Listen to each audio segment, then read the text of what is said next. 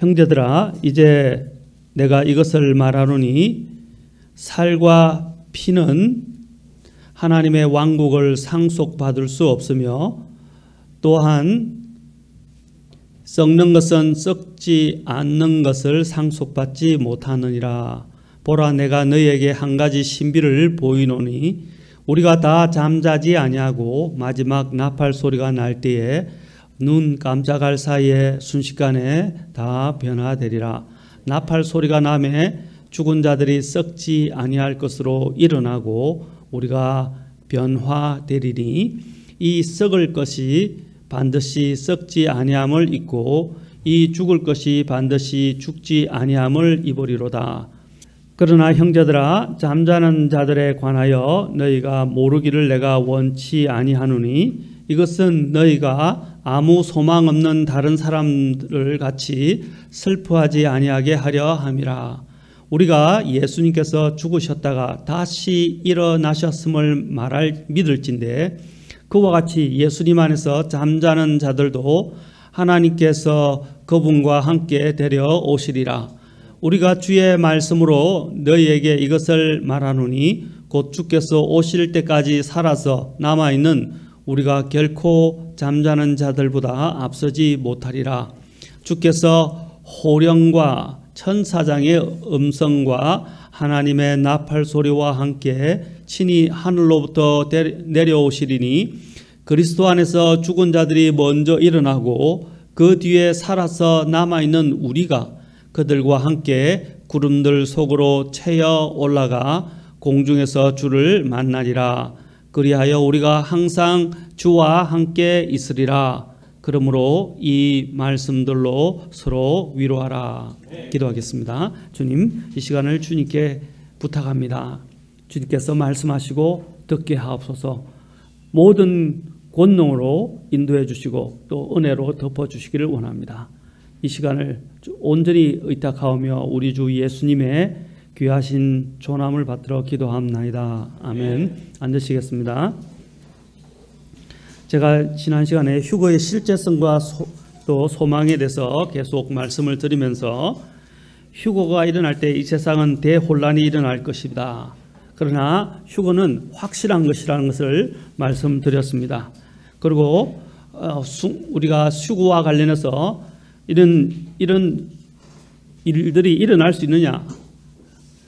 공상과 같은 또한 소설과 같은 그런 이야기들이 실제로 일어날 수 있느냐? 하나님께는 모든 것이 가능하다라고 말씀을 드렸습니다. 그리고 성경은 100% 다 성경 대언이 성취된 것만큼 성경은 그대로 성취될 것이다. 그리고 휴거의 어원에 대해서도 말씀을 드렸습니다. 휴거의 어원, 바로 이것은 독수리가 그렇죠? 하늘을 날다가 먹잇감을 발견했을 때 와서 순식간에 와서 낚아채 가는 것처럼 여기에 기록된 대로 콧앞이란 말은 바로 채여 올라가라고 우리가 번역했는데 바로 독수리가 낚아채듯이 또는 도둑이나 소매치기가 순식간에 도둑질을 하듯이 소매치기를 하듯이 순식간에 채여 올라가게 될 것이다 라고 말하고 있습니다. 그 빠른 속도에 대해서는 나중에 눈 깜짝할 사이에 순식간에 그 말씀을 통해서 우리가 살펴볼 것입니다. 그러면 이 휴거가 언제 일어날 것인가 하는 문제 또는 휴거의 시기에 대한 성경적인 여러 가지 논란들이 많이 있습니다. 환란 전 휴거, 환란 중반 휴거, 그리고 환란이라는 것은 7년 대환란을 말하는데 7년 대환란 후에 일어나게 될 휴거, 각가지 설들이 난무합니다. 여러분, 성경적인 우리가 믿는 바는 성경적인 것은 바로 7년 대환란 전에 일어날 것이다. 곧 우리의 목전에 두고 있다는 것입니다. 이 세상에 전무후무한 세상 이전에도 없었고 또 앞으로도 없을 엄청난 대환란이라고 불려지는 재앙과 심판이 내려지는 시기가 있게 될 것인데 그 기간을 성경은 7년이라고 말합니다. 그 7년의 그 기간에 목적이 있어요. 그 목적은 하나님께서 이스라엘 백성들, 지금도 믿지 않는 이스라엘 백성들 중에 이스라엘 백성들을 하나님께서 용광로에 넣으셔서 그들을 일종의 여러분이 금이나 은 같은 걸 정제하는 걸 보신 적이 있었습니까? 저는 저희 이제 선친께서 은을 가공하는 그 회사를 설립했다가 물론 망하셨지만 저는 직접 그 은을 제조하는 방법을 보았습니다.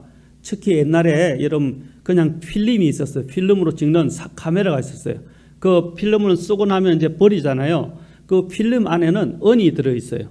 은이 그 안에 함유되어 있는데 그래서 필름을 녹여서 그 안에 은을 가지고 이제 이런 용광로에다 작은 용광로에다가 그걸 넣어서 녹여서 그것을 하게 되면 불을 계속 지피게 되면 이제 불순물들이 다 날아가고 녹고 은과 모든 것이 분리가 돼요. 그래서 은만 남게 되고 또 은도 계속 가공을 하게 되면 은에 있던 또 불순물들이 제거되면서 순은이 나오기 시작합니다. 그 순은을 이제 이런 일종의 주물에다가 넣어서 이제 만듭니다. 그리고 또는 은수저도 만들어서 집에 은수저도 많이 갖다 놓고 하기로 하셨는데 저는 가공하는 방법을 보면서 바로 그곳에서 용광로에 엮는 목적이 뭡니까? 순수한 금이나 은을 그렇죠? 얻기 위해서 그 불로 다 다른 불순물들을 다 제거하는 것처럼 하나님께서 7년 대환란이라는 기간을 구약에서는 그들을 용광로에 집어넣는다라고 이야기합니다. 용광로에 집어넣듯이 이스라엘 백성들을 용광로에 넣어서 하나님께서 믿지 않는 자들을 다 불태워버리시고 불신 가운데 있고 또 하나님을 대적하는 자들 또 하나님 믿지 않는 자들을 다 태워버리시고 그 안에 하나님을 믿고 또 하나님을 따르는 사람들만 남게 되는데 다음에 우리가 구약을 통해서 살펴보겠지만 이스라엘의 3분의 2가 죽고 3분의 1만 남게 돼요. 그래서 3분의 1만 남고 그들만이 이제 나중에 천년왕국으로 들어가게 될 것입니다.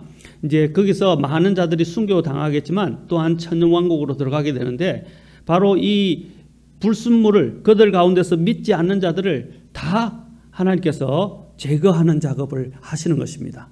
그것이 7년 대환란이에요. 또 하나의 목적은 뭐냐면 믿지 않고 주님을 거부한 사람들, 지금 이 은혜의 시대에 주님께 주신 이 교회 시대에 주님을 믿지 않고 주님을 거부한 사람들을 주님께서 이제 진노의 심판으로 하늘에서 엄청난 재앙이 쏟아지고 땅에도 엄청난 재앙의 일들이 일어나게 되는데 그 일을 통해서 그들을 하나님께서 이제 진노를 퍼부으시는 것입니다. 후 7년 반을 두 개로 나누는데 두 가지로 처음에 전반부와 후반부로 나눕니다. 그 전반부를 전반 3년 반이라고 부르고 있고 또 7년 동안의 후반부를 후반 3년 반이라고 부릅니다. 여러분 이건 신학이 아니고 성경을 여러분들에게 풀어서 이야기하는 것입니다. 이제 후에 있게 될 후 3년 반을 특히 뭐라고 부르냐면 성경에서 그것을 하나님의 진노의 시간이라고 진노의 때라고 부릅니다. 바로 하나님께서 이제 극렬하신 진노를 이 땅에 퍼부으시는데 정말 하나님께서 그 때를 단축시키지 않으면 살아남을 수 없을 정도로 엄청난 재앙이 쏟아지게 됩니다. 그때는 전에 요한계시록을 위해서 나중에 제가 잠깐 말씀드렸지만 이후에 요한계시록을 통해서 자세하게 살펴볼 것인데 엄청나게 많은 사람이 죽음을 당하게 되고 엄청나게 많은 이 지구 전체에 대혼란과 이제 격변들이 일어나게 될 것입니다. 그리고 그때 이제 또 많은 사람들이 죽임을 당하는데 자 7년 대환란은 뭐냐? 믿지 않는 사람들을 하나님께서 심판하시는 시간이고 또한 나중에 물론 최종적으로 불호수 심판이 있게 될 것이지만 이제 그 전에 그들에게 하나님의 진노를 퍼부으시는 시간이고 또 유대인들을 이스라엘을 하나님께서 다루시는 시간이다. 다시 말해서 채찍을 때리시고 용광로를 통과하게 하셔서 그들을 다시 정련하시고 이제 그들 가운데서 불순물을 제거하시며 정말 순수한 자들만 하나님 앞에 남게 하는 시간이 될 것이다. 우리 교회는 그곳에 그 7년 대환란에 들어가지 않습니다. 교회는 통과할 또한 이유가 없습니다. 많은 사람들의 신학들 가운데 여러분 다른 데 찾아보시면 알겠지만 교회도 또한 그 7년 대환란에 참여할 것이고 또 7년의 중간에 참여하다가 7년의 중간에 휴거한다고 이야기하는 것이 뭐냐면 환란 중반 휴거설이라고 이야기합니다. 그리고 7년 대환란이 다 끝나고 난 다음에 휴거한다는 설이 환란 후 휴거설이라고 이야기합니다. 그런데 우리는 뭐라고 믿느냐면 이건 신학적 용어가 아니라 성경을 여러분들에게 이제 이 사람들이 어렵게 설명을 했는데 쉽게 말씀을 드리는 것입니다. 7년 전 이 대환란이 있기 전에 휴거한다고 우리처럼 믿는 사람들을 환란 전 휴거라고 이야기합니다. 대환란 전 휴거죠, 사실은. 그래서 환란 전 휴거라고 이야기합니다. 우리가 그 환란에 들어가지 않는 이유에 대해서 말씀을 드렸습니다. 그 대환란의 목적은 이스라엘과 믿지 않는 자들을 향한 것이고 우리 하나님을 믿는 자들을 향한 것이 아니라는 것입니다. 그것을 몇 가지 성경 구절을 통해서 여러분들에게 말씀드리고 싶습니다. 여러분 얼마나 감사합니까? 하나님께서 이 시험의 때라고 불려지는 이 환란의 때라고 불려지는 이때 우리를 그곳에 넣지 아니하시고 우리를 구속하신다는 사실입니다. 그것은 우리가 우리의 공로 때문이 아니라 예수 그리스도를 나의 구원자와 주님으로 믿고 내 죄가 바로 예수님을 믿는 믿음을 통해서 다 용서받고 심판에서 면했기 때문입니다. 그래서 요한복음 5장에서는 뭐라고 했습니까? 5장 24절에서는 우리가 사망에서 생명으로 옮겼다라고 말하고 있습니다. 그리고 심판에 이르지 아니한다고 성경은 말하고 있습니다. 우리는 심판을 받을 필요가 없어요. 7년 대환란은 일종의 하나의 심판 과정 중에 하나입니다. 우리가 받게 될 심판은 유일한 심판은 이제 바로 지금 예수 그리스도를 믿는 믿음 가운데서 죄를 자백함으로 또한 우리를 매일 심판해야 되고 이제 우리가 하늘로 휴거를 해서 올라가게 되면 그 하늘에서 뭐가 있게 됩니까? 이제 하늘에서 그리스도의 심판석에 서게 될 것입니다.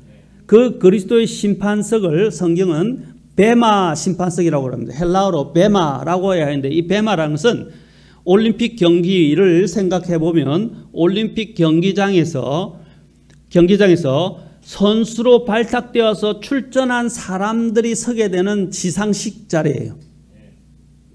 이해하시겠습니까? 그래서 선수로 출전하지 않은 사람들은 그 경기장에 그 시상대에 설 수도 없어요. 자, 마찬가지로 구원받은 그리스도인들이 이제 받게 되는 그 자리가 바로 그리스도의 심판석, 베마 심판석이라고 불려지는 것입니다. 그래서 우리는 이제 하늘의 공중에 휴거해서 이제 그리스도의 심판석에 서게 될 것이고 그리스도의 심판석에서 우리가 주님을 위해서 섬기고 주님을 위해서 한 것에 따라서 다 보상을 받게 되고 부끄러움을 당하는 일이 있게 될 것입니다. 그것은 우리가 지옥에 가는 심판 또 하나님의 이 극렬한 이 진노의 심판과는 거리가 먼 것입니다. 그것은 우리가 구원받고 난 이후에 경주로를 달리게 됐는데 그 경주를 달리면서 주님을 위해서 얼마나 애쓰고 주님의 뜻대로 살았느냐에 따라서 심판이 상벌이 정해진다는 것입니다.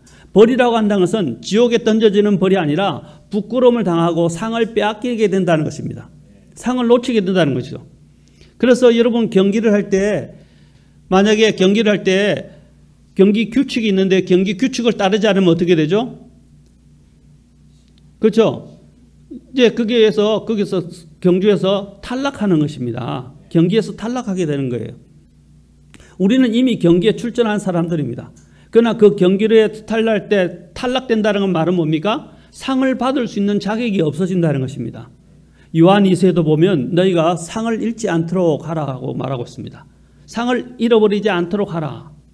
그래서 우리는 이미 주님께서 우리에게 주신 이 구원의 경주, 구원 안에서 이제 경주로를 달리고 있고 그 달리고 있는 것이 정당하게 바르게 달린 것에 따라서 그리스도의 심판석이 7년 우리가 공중 휴거하고 난 이후에 있게 될 것인데, 그 공중 휴거하는 가운데서 7년 대환란이 땅에 있고 우리는 하늘에서 바로 그리스도의 심판석에 서서 우리가 한 것에 따라 각자가 모든 사람들이 다 자기가 했던 것에 대해서 해명해야 됩니다.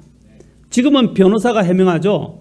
물론 우리는 예수 그리스도께서 우리의 변호자가 되시기 때문에 우리는 구원을 받았지만, 우리가 이제 구원을 받은 사람으로서 행했던 모든 것에 대해서 각자가 이제 자신에 대해서 피고 말할 말이 있으면 마지막에 최후 변론을, 최후 이야기를 해보라고 그럽니다. 마찬가지로 우리도 주님 앞에 서서 성경에 보면 우리 각자가 우리가 행한 모든 것에 대해서 다 이야기해야 됩니다. 이야기하게 될 것입니다. 그래서 해명하면 주님께서 모든 것을, 우리 행위들을 기록하셔서 그 기록한 행위들에 따라서 우리를 이제 상을 주는, 거기에 따라서 상을 주는, 그리고 또한 부끄러움을 당하는 일들이 있게 될 것입니다. 이제 그와 더불어서 이제 우리에게는 그리스도의 심판석이라는 자리가 있겠지만 이 땅에는 7년 대환란이 있게 될 것이다. 우리가 그 환란, 무서운 정말 극렬한 하나님의 진노의 시간이라고 불려지는 그 대환란에 들어가지 않게 되는 것에 대해서 여러분 성경을 다 찾아볼 수 없지만 가장 중요한 몇 구절만, 우리가 왜 대환란에 참여하지 않는지, 그러나 대환란에 참여하지 않는다는 뜻이 이 땅에서 나는 구원받고 이런 무서운 진노의 심판의 시간인 대환란에 참여하지 않는다고 해서 내 마음대로 살아도 된다는 말은 아니에요. 아까 말씀드렸죠. 우리는 그리스도의 심판석에 서게 될 것이고 우리가 행한 모든 것들에 대해서, 심지어는 우리의 마음의 중심의 동기까지도 예수님의 그 그리스도의 심판석에 올라갈 때 불을 통과하듯이 엑스레이를 보면 여러분 병원에 가면 엑스레이를 찍죠. 더 쉽게 설명했습니다. 엑스레이를 찍죠. 이제 요즘은 또 엑스레이보다 더한 것들이 나왔죠. MRI도 있고 또 뭐가 있어요 또? CT 촬영도 있죠. 그래서 CT나 MRI를 보면 이제 뭐 3차원적으로도 본다고 하는데 안에 있는 것들이 다 보입니다. 안에 뭐가 있는지 또 어떤 이상한 것들이 있는지 보이는 것처럼 바로 하나님의 엑스레이를 통과하게 된다는 것이죠. 엑스레이를 통과하면서 우리가 행했던 모든 것들뿐 아니라 우리 마음에 있는, 마음속에 있는 모든 것까지 다 비춘다는 거예요. 그래서 다 드러나게 됩니다. 하나님 앞에서는 아무것도 숨길 수가 없어요. 하나님의 눈앞에서는 아무것도 피하고 또 숨길 수도 없어요. 모든 것이 다 드러나게 된다는 것입니다. 자, 드러나게 될 것이고 거기에서 따라서 우리는 이제 우리가 주님 앞에서 행하지 않았던 잘못에 대해서는 어떻게 해요? 잘못에 대해서는 상을 잃게 되고 다 죄처럼, 그렇죠? 타버리고 없어질 것이고, 그리스도 안에서 정말 그리스도를 위해서 행했던 모든 것들은 남아서 거기에 따라서 심판을 받게 되는 자리가 그리스도의 심판석이다. 그러면 우리가 환란을 통과하지 않는다는 그 성경적 근거가 어디에 있는가라는 것을 우리가 한번 보면 좋겠습니다. 또 무엇보다도 또 한 가지 더, 이것을 보기 전에 한 가지 더 알아야 할 것은 우리는 이스라엘과 혼동해서는 안 된다는 것입니다. 이스라엘은 이스라엘에 대한 하나님의 계획이 있고 이제 교회는 교회에 대한 계획이 있으며 또 이방인은 이방인들에 대한 계획이 있어요. 이방인들은 이제 믿지 않는 자들을 사실 이야기하는 것이죠. 이스라엘 외에. 자, 그 각 계획이 다르기 때문에 우리 교회와 이스라엘을 혼동해서는 안 된다는 겁니다. 이스라엘은 이스라엘에 대한 계획이 있고, 아까 이스라엘들은 예수님을 지금 믿은 이스라엘 백성들은 바로 교회에 들어가게 돼 있어요. 그러나 이스라엘이 아직도 믿지 않는 자들은 아까 그랬어요. 하나님께서 극렬한 용광로라고 불려지는 그 7년 대환란의 용광로에 넣어서 그들을 연단시키시고 정련시키시고, 그렇죠? 이제 정죄시키신다는 것입니다. 그러나 이제 우리 교회는 이 이스라엘과 구분되고 이스라엘과는 달리 교회는 휴거하게 될 것이다 라는 것을 우리는 이해해야 한다는 것입니다.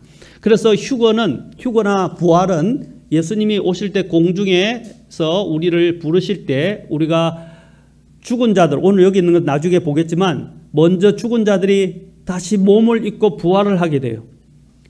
그 몸은 영화로운 몸을 입게 될 것이고 한 천상의 몸이라고 불려지는 영화로운 몸을 입게 될 것이고 그 다음에 우리는 어떻게 됩니까? 살아서 예수님을 만나게 되는 자들, 그러니까 죽음을 보지 않고 예수님이 오실 때 살아서 예수님을 믿은 자들은 또 이 몸 자체가 죽음을 보지 않고 죽지 아니하는 몸으로 변화되게 될 것이라는 것입니다. 그래서 아까 고린도전서에서 썩을 몸이 썩지 아니함을 입는다 그랬잖아요.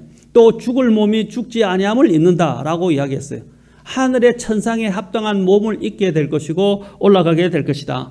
그래서 우리는 이 휴거를 뭐라고 부르는 것입니까? 우리에게 복된 소망이다 라고 말하는 것입니다. 디도서 2장 13절. 이 복된 소망 때문에 우리는 이 땅을 살아가면서도 이 얼마나 세상을 살아가는 게 힘듭니까? 그러나 우리는 소망을 잃지 않고 살아가는 것입니다. 이 소망은 확실한 소망입니다. 그래서 데살로니가 전서 아까 읽었던 4장 18절에서 뭐라고 그랬습니까? 이 말씀들로 서로 위로하라 라고 말한 것입니다. 이 말씀들로 서로 위로하라. 이 얼마나 복된 말씀입니까? 우리는 이 말씀이 있기 때문에 이 세상을 견딜 수 있는 것입니다. 또한 한 가지 15장 58절에서 고린도전서 15장 58절에서 뭐라고 말씀하고 있습니까? 15장 58절에서 또한 한 가지 말합니다. 서로 위로하라 라고 말하면서 또 한 가지 뭐라고 말하고 있습니까?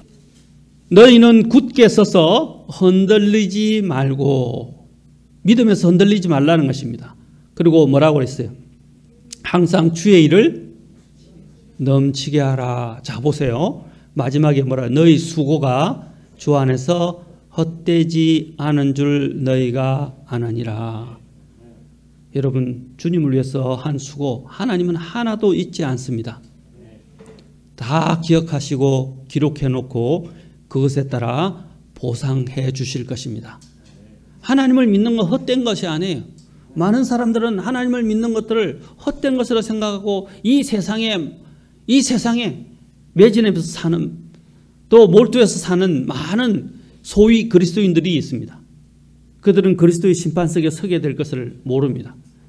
왜 주 안에서 수고하라고 말하는 것입니까? 보상이 있을 것이기 때문입니다. 여러분, 이 세상을 살아가는 모든 것들은 보상과 관련되어 있어요. 여러분, 자유민주주의가 좋은 이유가 뭡니까? 예? 공산주의는요, 노력해도 보상이 없어요. 왜? 노력한 사람이나 노력하지 않은 사람이나 다 일정한 보상을, 그렇죠? 일정하게 딱 주어지기 때문입니다. 그러나 자유민주주의는 어떤 것이 좋습니까? 노력한 만큼 자기가 얻을 수 있다는 거예요. 보상이 있다는 거죠. 그래서 직장에서 더 열심히 노력하고 더 열심히 공부해서 더 좋은 직장을 가려고 그러고 더 좋은 환경에 들어갈 수 있으려고 하는 거 아닙니까? 그리고 또 자기가 노력해서 어떻게 해요? 더 좋은 집으로 이사 가고자 하는 것도 그건 당연한 거잖아요. 그러나 오늘날 보십시오. 그 모든 것들을 지금 규제하고 못하게 하려고 합니다. 옛날에는 개천에서 용난다라고 이야기했어요. 실제로 개천에서 용날 수 있어요. 그러나 지금은 법과 제도들이 이제 이상하게 가면서 개천에서 용날 수 있는 그런 모든 제도적 장치들을 지금 제거하고 있습니다. 그것은 많은 이견들이 있겠지만 전 대표적으로 로스쿨에 대해서 이야기하고 있습니다. 법원 변호사 전문, 그렇죠? 대학원을 요즘 만들어서 로스쿨을 들어가게 하는데 이전에는 누구든지 시험만 쳐서 들어갔어요. 대표적으로 노무현 대통령도 어떻게 해요? 고등학교만 나와서 고시를 치러서 그는 변호사가 되었습니다. 그런데 지금은 돈이 없으면 로스쿨 들어갈 수가 없어요. 부모의 백이 없으면 들어가서 할 수가 없어요. 모든 것들이 차단되고 있어요. 개천에서 용나는 시절은 지금 점점 더 이제 없어지고 있습니다. 여러분도 그런 시절을 원하지 않을 거예요. 지금 또 부동산 보십시오. 자신이 열심히 해서 더 좋은 집에 사는 것은 당연한 것입니다. 그러나 그런 것들을 아주 악으로 규정하고 있고 나쁜 것으로 규정하고 있습니다. 심지어는 자기가 사업을 성공해서 사업을 굉장히 크게 일으켰어요. 그렇죠? 그런데 그 사업을 일으킨 사람들을 아주 나쁜 사람으로 매도하고 노동자를 착취했어. 또 많은 비리 때문에 그런 부를 창출했다고 이야기를 하면서 또 세금 탈루했다고 일부러 막 이야기해가지고 그 사람들을 세무조사를 하게 만들고 또 나쁜 사람으로 매도하는 거예요.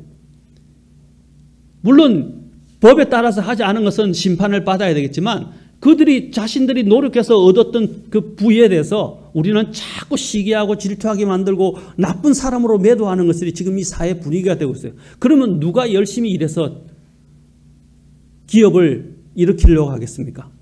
누가 열심히 일해서 부동산을 자신이 모으려고 하겠습니까? 물론 많은 그 가운데도 그런 약점이 있지만 그런 약점들은 법률적으로만 보완하면 되는데 이 모든 자유까지도 억압하는 것, 이것은 잘못된 것입니다. 마찬가지입니다. 그리스도의 심판석이 없다면 인간들은 마음대로 살아가게 될 것입니다. 그리스도의 심판석이 있기 때문에, 보상이 있기 때문에 우리는 더 주님 앞에서 또 수고할 수 있는 또한 이유가 있습니다. 물론 하나님이 우리를 은혜로 구원해 주셨기 때문에 너무너무 감사하기 때문에 자원해서 해야 하지만 그 자원해서 하는 것에 대해서도 하나님은 어떻게 해주시는 것입니까? 우리에게 대해서 상을 주신다는 거예요. 그 상을 우리는 받을 자격이 없어요. 나중에 여러분 계시록과 다니엘서를 보면 알겠지만 어떤 일들이 일어나게 됩니까? 우리가 가졌던 이 왕관들을 어떻게 다 주님 앞에, 주님의 발 앞에, 우리가 나중에 주님 앞에서 받게 되는 상과 왕관을 쓰게 되는데 왕관들을 다 어떻게 합니까? 관을 주님 앞에, 주님의 발 앞에 다 던져드립니다. 왜 던져드립니까? 내가 지금 이렇게 구원받은 것도 감사하지만 또한 주님 앞에서 얻게 된 이 보상도 주님의 은혜 때문에 내가 다 있게 됐다는 거예요. 이 모든 것이 주님의 은혜 때문에, 그러니까 이 모든 것은 다 주님 때문에 일어난 것이니까 주님께 감사합니다 하고 다 던지는 거예요. 여러분, 우리는 정말 감사하는 사람으로 살아야 됩니다. 얼마나 감사한지 몰라요. 그러나 오늘날 많은 그리스도인들이 이 감사를 잃어버리고 있고, 그리스도인이 섬기는 이유, 또 그리스도인이 하나님 앞에서 열심히 일해야 되는 이유들을 잃어버리고 있습니다. 여러분, 그리스도의 심판석은, 그리스도께서 재림하시는 것은, 우리가 휴거하는 것은 우리에게 복된 소망이기도 하지만 또한 한편으로는 굉장히 무서운 시간이라는 것입니다. 무서운 시간인 것은 지옥에 가는 것 때문에 무서운 게 아니라 엑스레이처럼 주님의 아까 이야기한 것들을 다 통과해서 우리가 했던 모든 전모, 우리가 살았던 전모, 심지어는 마음속에 숨겨놨던 은밀한 생각과 은밀한 죄까지도 다 드러나게 되는 시간이에요. 그것이 드러나지 않는 방법 중에 하나가 뭔지 아십니까? 지금 죄를 지을 때마다, 잘못할 때마다 빨리빨리 자백하는 거예요. 그러나 우리가 그냥 순식간 지나갔던 모든 것들은 다 드러나게 될 거예요. 그리고 우리가 주님을 섬겼던 그 순수하게 정말 말씀대로 주님의 뜻대로 섬겼던 그 시간에 대해서는 주님께서 어떻게 하십니까? 보상해 주실 것이라는 것입니다. 자, 우리가 그리스도의 심판석에 그러면 서게 되고 환란에 들어가지 않는 부분에 대해서 우리가 성경을 통해서 살펴보겠습니다. 우리는 그리스도의 희생의 대가로 구속을 받은 성도이기 때문에 하나님의 진노를 받아야 할 이유가 없습니다.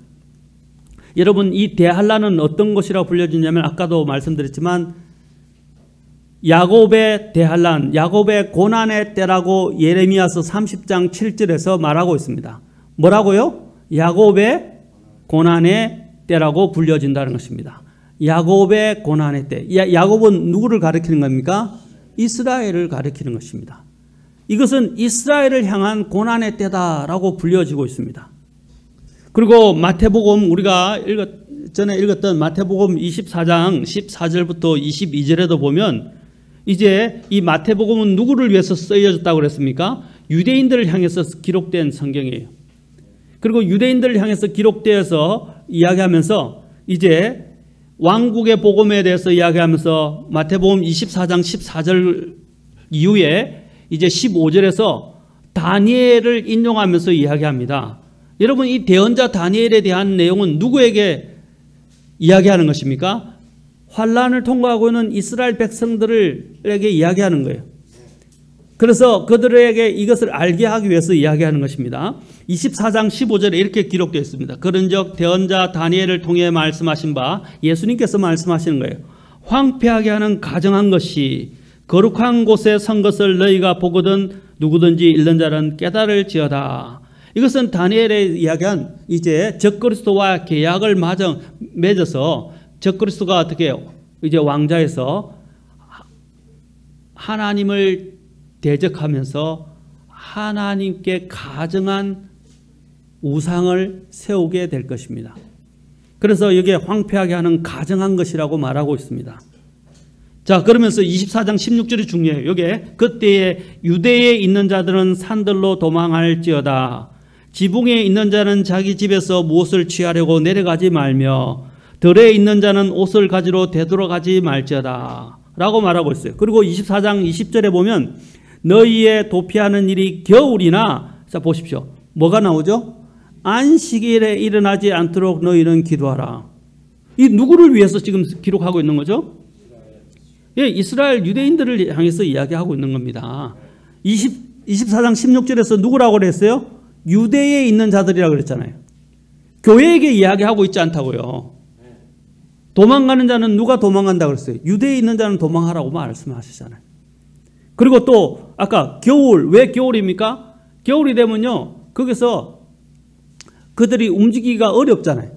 또 뿐 아니라 이것은 안식일 되면 이스라엘 백성들을 어떻게 합니까? 지금도 제가 이스라엘 백성의 그 순례와 관련된 이제 그 다큐멘터리를 좀 봤는데, 그 랍비들이 와가지고 안식일이 되면, 안식이 딱 되기 전에 있잖아요. 저녁에 해가 지기 전에 딱 그 시간이 되면 어떻게 하면 랍비들이 나팔을 불면서, 호각 같은 나팔을 불면서 돌아다니면서 문 닫으세요! 문 닫으세요! 안식일이 곧 옵니다! 문 닫으세요! 문 닫으세요! 하는 거예요. 그래서 시장에 가서 문 안 닫고 아직도 장사하는 사람들 가서 막 뭐라 합니다. 그러면 막 서로 또 실갱이도 하면서 결국 문을 닫아요. 그래서 안식일 온다고 알리면서 미리 가서 알리고 10분 전에는 다 닫아야 된다고 그래요. 그래서 10분 전까지 다니면서 쭉 가면서 문 닫으라고 이야기를 하는 거예요. 장사를 못 해요. 더 이상. 그래서 그 북적북적하던 그 골목이 우리 남대문 시장 같아요. 북적북적하던 곳이 갑자기 문을 싹 닫아가지고 안식일이 되는 데는 그냥 거리가 쌀렁해지는 거예요.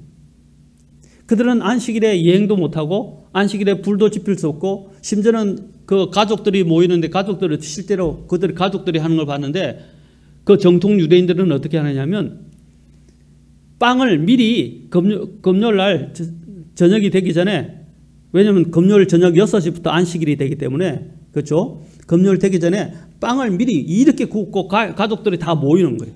그래서 가족들이, 엄마가 그 모든 일을 하는데 빵을 하고 음식을 미리 다 마련해놓는 거예요. 왜? 성경 레위기에 보면 불도 지피지 못하게 하거든요. 그리고 불도 사용을 못해요. 그리고 차로도 갈 수가 없어요. 해당이 갈 때 어떻게 합니까? 그들은 지금은 성전에 모일 수가 없으니까 해당에 모이는데, 해당에 갈 때 전부 다 걸어서 유모차까지 몰고 먼 거리까지 걸어서 전부 가가지고 회당에 참석하더라고요. 그래서 유대인들은 여기에 안식일에 그들은 여행을 할 수도 없고, 불도 피울 수, 겨울에는 또 불도 피울 수가 없었기 때문에 그들은 여행을 할 수가 없어요. 그래서 이 구절은 누구를 위해서 쓴 것입니까? 교회가 아니라 유대인들을 향해서 썼다는 것입니다. 이해하시겠습니까? 이건 교회가 아니라는 거예요. 이때는 언제라고 그랬어요? 이 기간은 7년 대환란 때 중반기를 이야기하는 건데, 7년 대환란 동안에 교회에게 쓴 것이 아니라, 그런데 많은 사람들이 이걸 교회라고 적용하고 있는데 교회가 아니라 이거는 유대인들에게 적용한 것이에요. 자, 그러면서 24장 21절에 그때 큰 환란이 있으리니 보세요. 세상이 시작된 이래로 이때까지 그런 환란이 없었고 이후에도 없으리라. 그래서 큰 환란에서 대환란이라고 불려지는 것입니다. 그래서 24장 22절 아까 제가 말씀드렸죠. 그 날들이 짧아지지 아니하면 어떤 육체도 구원을 받지 못할 것이라되 선택받은 자들을 위하여 그 날들이 짧아지리라. 얼마나 혹독한 심판과 재앙이 내려졌으면 그 날들이 그대로 유지된다면 어떤 육체도 구원도 못 받고 남아나지 않는다는 거예요. 그 정도로 혹독한 시험, 시련의 시간이 될 것이다. 또 재앙의 시간이 될 것이다 라는 것입니다. 자, 우리가 통과하지 않는 이유는 오늘 읽었던 데살로니가 전서를 통해서 우리가 한번 살펴보도록 하겠습니다. 우리의 생명은 우리가 구원받을 때 어디에 감추어져 있습니까? 골로새서 3장 4절에 보면 우리의 생명이신 그리스도께서 나타나실 때에 그때 뭐라고 그랬냐면 너희도 그분과 함께 영광 가운데 나타나리라. 이제 우리가 휴가할 때 우리의 생명의 본질이 이제 나타나는 거예요.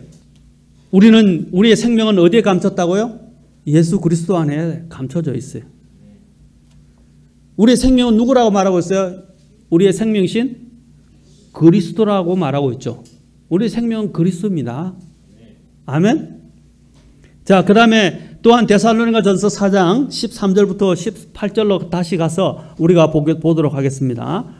사도 바울을 통해서 우리라고 말하고 있죠. 이제 너희라고 말하고 있는데, 너희라고 말하면서 데살로니가 성도들에게 사도 바울이 쓰면서 14절에 우리가라고 그랬어요. 그들과 우리가 예수님께서 죽으셨다가 다시 일어나셨음을 믿을진데 그와 같이 예수님 안에서 잠자는 자들도 하나님께서 그분과 함께 데려오시리라. 우리가 라고 그랬죠. 주의 말씀으로 너에게 이것을 말하노니 곧 주께서 오실 때까지 살아서 남아있는 우리가 결코 잠자는 자들보다 앞서지 못하리라. 그러면서 어떻게 됐어요? 16절에 주께서 호령과 천사장의 음성과 하나님의 나팔 소리와 함께 친히 하늘로부터 내려오시리니 그리스도 안에서 죽은 자들이 먼저 일어나고 그 뒤에 살아서 남아있는 뭐라고 그랬어요? 우리가 그들과 함께 구름들 속으로 채어 올라가 공중에서 주를 만나니라 라고 말하고 있습니다. 그런데 언제 하느냐? 자, 데살로니가전서 1장 10절로 가봅시다. 10절, 그분께서 죽은 자들로부터 살리신 그분의 아들께서 하늘로부터 오실 것을 기다리는지 보여주나니. 자, 보세요. 같이 읽겠습니다. 시작. 이분은 곧 다가올 진노로부터 우리를 건져내신 예수님이시니라. 뭐라고 그랬어요? 다가올 진노로부터 우리를 건져내신 예수님이라고 했어요. 아까 그랬죠. 진노의 시간이 언제라고 그랬죠? 7년 대환란이라. 이 다가올 진노의 시간으로부터 우리를 지키신다. 누가요? 예수님이. 그래서 우리는 그분을 기다린다고 그랬잖아요. 하늘로부터 그분이 오시는 것을, 그분의 아들께서 오시는 것을 기다린다 그랬어요. 왜 기다리는 것입니까? 그분이 우리가 다가올 이 대환란의 심판으로부터, 진노로부터 우리를 구해 주실 것이기 때문에. 또 데살로니가전서 5장 9절에도 또 나옵니다. 5장 9절에서도 또 사도 바울이 이야기합니다. 5장 9절. 자, 같이 읽겠습니다. 이것도 시작. 하나님께서는 우리를 진노에 이르도록 정하지 아니하시고 우리 주 예수 그리스도로 말미암아 구원을 얻도록 정하셨느니라. 아멘. 우리는 진노를 위해서 정해진 사람이 아니라는 것입니다. 무엇을 위해서? 구원을 얻도록 정하셨다는 것이죠. 구원을 얻도록. 아까도 앞에 1장 10절에서도 구원에 대해서 이야기했죠. 건져주신다는 것이 구원이잖아요. 여기서도 뭐라고 그랬습니까? 우리는 진노에 이르지 않는다 라고 말하고 있습니다.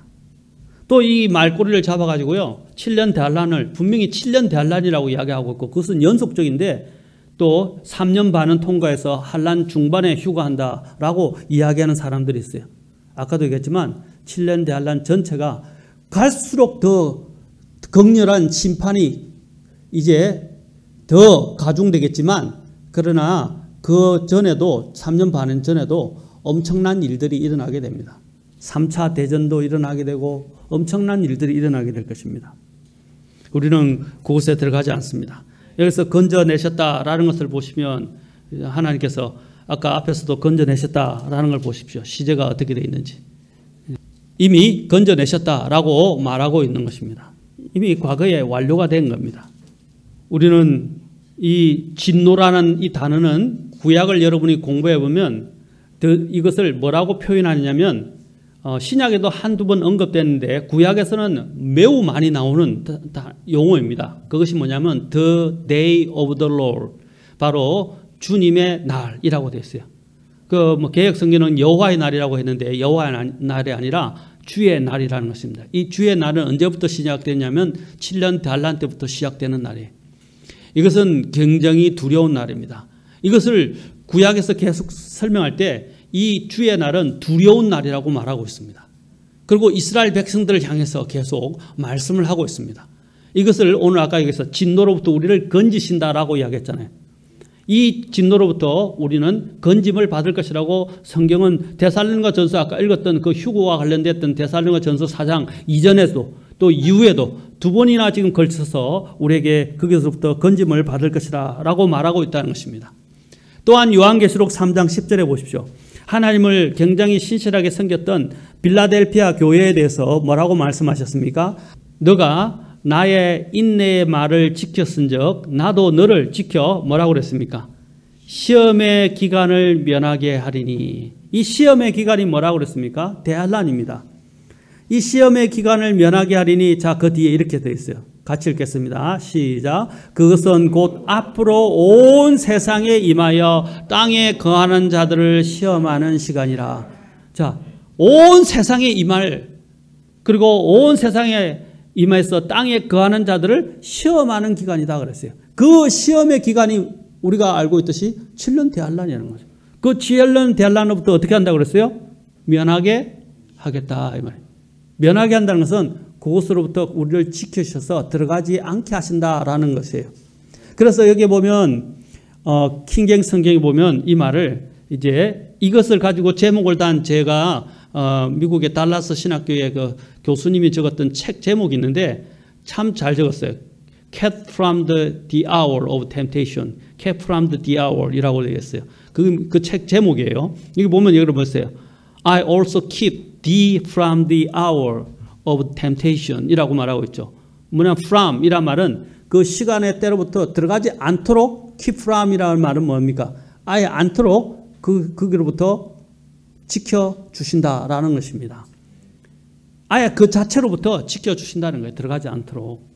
여기서는 면하게 하신다라고 번역을 했는데 우리를 하나님께서 그 무서운 7년 대환란도 들어가지 않도록 지켜 보호해 주실 것입니다. 그리고 또한 요한계시록을 보면 이제 우리가 요한계시록을 보게 되면 요한계시록이 어떻게 구성되어 있는지 여러분 잘 보십시오. 잘 들으십시오. 1장에서는 이제 하나님께서 예수님께서 사도 요한에게 계시를 보여주십니다. 그러면서 요한계시록 다음에 공부하게 될 것입니다. 세 가지로 구분을 하고 있어요. 전에 있었던 일과 지금 있는 일들과 앞으로 있게 될 일에 대해서 계시하신다고 말씀을 하고 계십니다. 자, 한번 같이 보시다 다음에 요한계시록 보겠지만 보시는 게 더 좋을 것 같아요. 자, 요한계시록 1장으로 가겠습니다. 자, 요한계시록은 세 가지로 구분되어 있습니다. 자, 세 가지로 구분되어서 이제 19절에 보니까 뭐라 했어요? 내가 본 것들이라고 되어 있어요. 본 것들. 그 다음에 지금 있는 것들, 이후에 있을 것들을 기록할지니 라고 이야기하고 있죠. 자, 내가 본 것들 이런 것은 지금 그가 바로 예수님을 환상 가운데서 여기 보한 것이 앞에 내용에 나옵니다. 이제 본 것들 그리고 지금 뭐라고 그랬어요? 있는 것들이라고 그랬죠. 지금 있는 것들이 뭐냐면 자, 이렇게 요한계시록은 이렇게 구성되어 있어요. 요한계시록 1장에서 그가 이제 하나님 앞에서 계시를 받으면서 예수님을 보고 있어요. 자, 지금 본 것들이죠. 근데 이제 지금 있는 것들이라는 것은 뭐냐면 요한계시록 2장, 3장을 이야기합니다. 2장, 3장에는 뭐가 나오죠? 예, 7교회가 나오죠. 7교회. 여러분 성경을 제대로 알아야 돼요. 요한계시록 2장과 3장에는 뭐가 나옵니까? 소아시아의 7교회인데 이 7교회는 전 시대에 있게 될 교회를 상징합니다. 그렇죠? 상징합니다. 그래서 전 시대를 총망라한 교회 시대를 이야기하는 거예요. 자, 2장과 3장에는 지금 있는 일들을 이야기하는 거예요. 바로 사도 요한이 살아있던 당시에 그 교회 시대를 이야기합니다. 자, 그런데 이제 더 놀라운 거 있었어요. 요한계시록 4장에 가면 이제 어떤 일들이 나게 됩니까? 4장 1절에 이 일들 뒤에 내가 보니 보라 하늘에 한 문이 열려 있는데 이제 문과 함께 자, 내가 들은 첫째 음성 곧 아까 나팔 소리가 나왔죠. 우리가 봤어요, 안 봤어요? 데살로니가전서에서. 그리고 또 고린도전서 15장에서 봤어요, 안 봤어요? 나왔죠? 이거 나팔 소리 같이 내게 이야기하는 음성이 이르되 이리로 올라오라. 그 다음에 뭐라고 그랬어요? 이후에 반드시 일어날 것들을 내가 내게 보이리라. 여기서 사도 요한은 뭐냐면 교회를 대변하고 있어요. 이리로 올라가는 것은 어디로 올라가는 겁니까? 하늘로 올라가는 거죠. 그래서 바로 이후에 일어나게 될 일들이 뭐죠? 이제 하늘에 있는 장면이 있고 6장부터는 뭐가 나오냐면 이 땅에 일어나게 될 대환란의 모습을 보여주고 있어요. 그래서 그 전에 사도 요한은 어디로 갑니까? 이리로 올라오라 하면서 하늘로 올라간단 말입니다. 자, 이것은 교회의 모형이라는 것입니다. 앞으로 우리는 대환란이 이 땅에 임하게 될 때 하늘로 올라가게 됩니다. 그가 하늘로 올라가서 제일 먼저 본 장면이 뭐죠? 요한계시록 4장과 5장에 나와요. 24장로가 하나님의 왕자 둘레에 왕자들의 앉아 있는 장면을 보게 됩니다. 24장로라고 이야기하는데 이 24장로는 바로 교회, 전 세계에 구원받은 교회를 상징합니다. 그 24장로들이 있는 장면을 어디서 본 겁니까? 하늘에서 보고 있는 거예요. 그 다음부터 이제 이것이 그가 지금 있는 일들이에요. 그렇죠? 이제 앞으로 있게 될 일들을 이제 보여주고 있는 것입니다. 그가 하늘로 계시에서 환상에서 올라가서 이제 있게 될 일들을 보입니다. 그가 교회를 대변하면서 하늘로 올라가서 그는 어디에 있습니까? 하늘에 있는 24장로와 함께 있게 돼요. 맞습니까? 그 다음에 이제 5장도 그게 나옵니다. 5장도 나오고 그 다음에 또 제가 자세하게 나왔지만 6장부터는 뭐가 나오냐면 바로 이 땅에 일어나게 될 무시무시한 일, 특히 적그리스도의 출현에 대해서 이야기를 하고 있다는 것입니다. 적그리스도가 오면 뭐라고 그랬어요? 이 세상은 출현하면 끝난다 그랬죠? 네. 이제는 본격적으로 7년 대환란이 시작되는 거예요. 그런데 이제 적그리스도가 나타나는데 6장에 보십시오. 6장 1절에 적그리스도가 어떻게 나타납니까? 흰말을 타고 6장 2절에 흰말을 타고 그가 평화의 사도 또는 평화의 상징인 것처럼 등장한다는 것입니다. 그런데 그것을 데살로니가전서 아까 읽었던 4장 뒤에 5장에서 거짓 평화라는 것입니다. 거짓 평화를 주창하면서 나타나게 될 것이라는 거예요. 지금 보십시오. 지금 계속 나오는 말이 뭡니까? 평화잖아요. 평화. 거짓 평화예요. 구약에서 하나님께서 이스라엘 백성들에게 뭐라 그랬어요? 너희들이 바빌론에 끌려간다. 그러니까 마음을 빨리 돌이키고 회개하라 했는데 대부분의 사람들이 다 어떻게 했습니까? 아니다. 그거는 거짓말이다. 바빌론에 오지도 않을 것이다. 우리는 평화로울 것이다 하고 거짓 대언자들이 다 들고 일어나가지고 하나님의 그 소수의 대언자들을 어떻게 했습니까? 핍박하고 죽였단 말입니다. 그들은 뭘 주창했습니까? 그 거짓 대언자들은 거짓 평화를 이야기했어요. 평화로울 것이다. 걱정하지 마라. 지금도 마찬가지입니다. 계속해서 지금 많은 사람들이 거짓 평화를 이야기한단 말입니다. 속지 말란 말입니다. 이제 앞으로 우리가 누가복음 저번에 묵상하면서 읽어봤죠? 예수님께서 오신 목적에 대해서 12장에서 이야기하셨잖아요. 내가 뭐를 하라고 했어요? 내가 너에게 화평을 주러 오지 아니하고 검을 주러 왔노라 라고 하셨잖아요.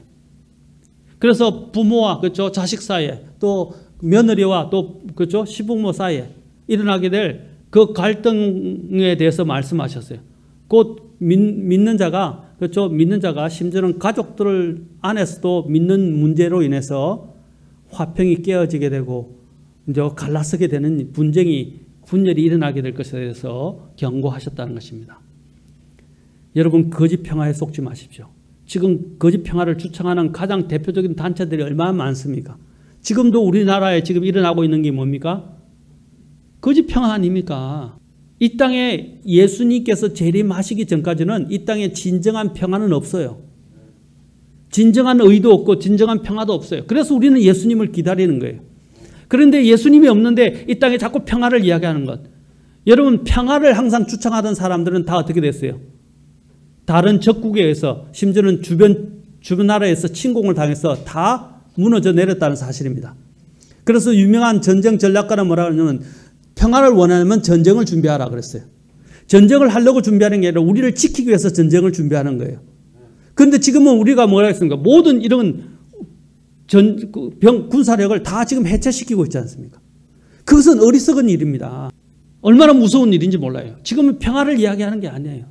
우리를 지키기 위해서는 오히려 더 군사력을 키워야 되고 경제력을 키워야 되는 것입니다. 마찬가지입니다. 여기서 마지막에 적그리스도가 올 때는 평화를 주창해서 올 것이다. 요한계시록 6장에 보십시오. 6장에서 흰말 탄 자가 보면 놀라운 일이 있어요. 제가 이까지 하지 않으려고 그랬는데 잠깐만 언급하겠습니다. 6장에 보라 흰말이라 그 위에 말을 탄 자가 활을 가졌고 관을 받으며 그가 나아가서 정복하고 또 정복하려 하더라. 적그리스도가 이제 등장해서 세상을 완전히 정복하게 나가는데 놀라운 건 뭐냐면 여기에 활은 있는데 흰말을 타고 나타난 백마를 타고 나타난 그죠? 멋있는 왕자처럼 나타나는데 프린스라고 그러죠. 이제 군주로 나타나는데 활은 있는데 뭐가 없죠? 네, 화살이 없잖아요. 화살이 없어요.